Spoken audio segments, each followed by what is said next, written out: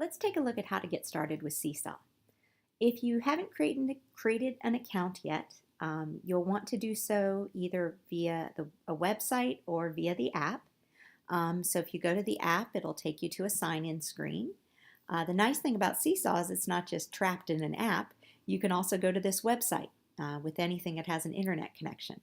So web.seesaw.me, and if you already have an account, you'd go to sign in, but I'm going to walk you through the steps of creating a new account.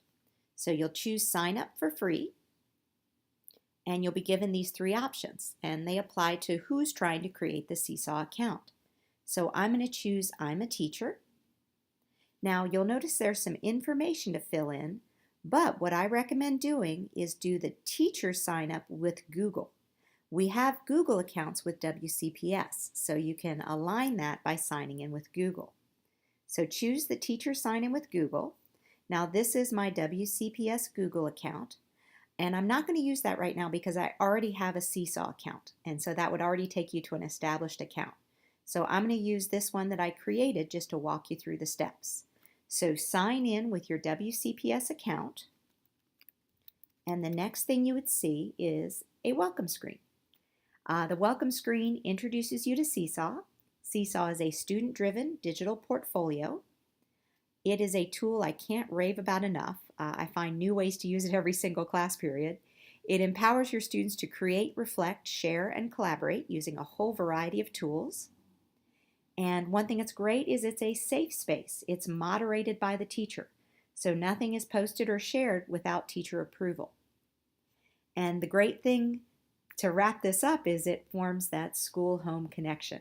You can invite families to access their student SeeSaw portfolio to keep them in the loop about what their child is doing. So you'll be asked to create your class. Now, depending on your instructional setup, you may create one class or you may create many. So let's say you teach elementary. You could call this your second grade class. You may even want to think about if you teach an elementary section, do you want to maybe create a separate class for English, math, science?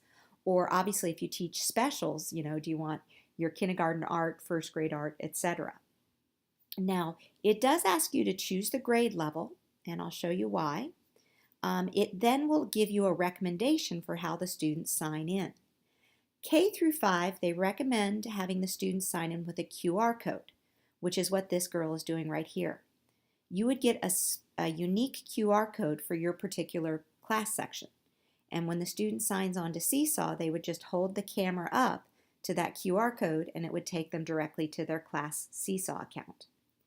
Now the other option, you could override this. If you say, well, I have upper elementary kids, you could choose the email sign-in, which would be when the child logs on to SeeSaw, they would need to enter their WCPS email and their WCPS password. So it's up to you. I'm going to go ahead and go with their recommendation and check that off. Now when you create this QR, you do need to add a student list. So let me just create some student names. You can cut and paste this from a list from Microsoft Word or something. So I'll just add some student names and it creates my class. So this is what's ready to go. It assigns icons and we can look at how to change those in another video. Let's say I'm secondary, middle school or high school, and I have multiple periods. When you go over to your name in the left-hand column, you can create new class. So let's say I want to create biology period 2. I do need to decide what the dominant grade level is. All it's going to do is give you a recommendation for how to log in. If you choose anything 7th grade or above, it'll go to that default of, okay, so I'm going to choose 9th grade.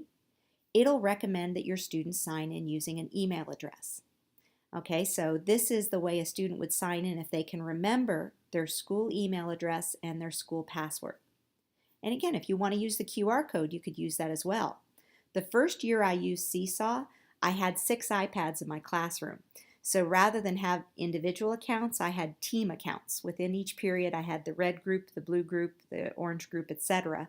And I decided to use the QR codes because they were logging in as groups as opposed to individuals. But now with our one-to-one iPads in the high school, I use the email sign-in. So I'll check that. And one thing you'll notice with the email sign-in, it didn't ask me to create a class list because as the students log on, their names will show up in my class list. Okay, so then how do I get students into this account? So what you'll notice is, let's go back to that original one. Let's go back to the second grade one that I set up. So I already started to add the student names right here. Okay, what I could do here is give them the student code. So I'll click on that. And the students would then, I can print this out as a poster to hang in my room. The students would hold up their iPad to this code, and that would take them directly to this page that says second grade, and they would choose their name from the list. You could also choose a class text code. Now, for security purposes, they have the code open for about an hour. So you would want to have them use this for the first time in class. You wouldn't send it home as homework. So that's how the students access it. Let's look back to the one with the sign-in via the email. So I want to get my students connected. Here's what I would have them do. I would have them either use the app, the SeeSaw app, or go to this website, choose I'm a student, choose Google account, and then they would need to enter the code. And again, the code for the email does last about a week. So you could send your older students home to do this for homework, to say, okay, I want you to activate your SeeSaw account for homework. Here's the code, much like you would with Google Classroom. But I prefer to do it live with the students. So if they have any issues in class, I can get them logged on and they can add their first item to their portfolio. If you need to add more classes, you would again go up to the upper left-hand corner, choose your name, and choose Create New Class. So then if I wanted to do my Earth Science Period 2 class, which is mostly 11th graders, it might give me that default again with email address, and it creates my new class. And that's how you get started with SeeSaw.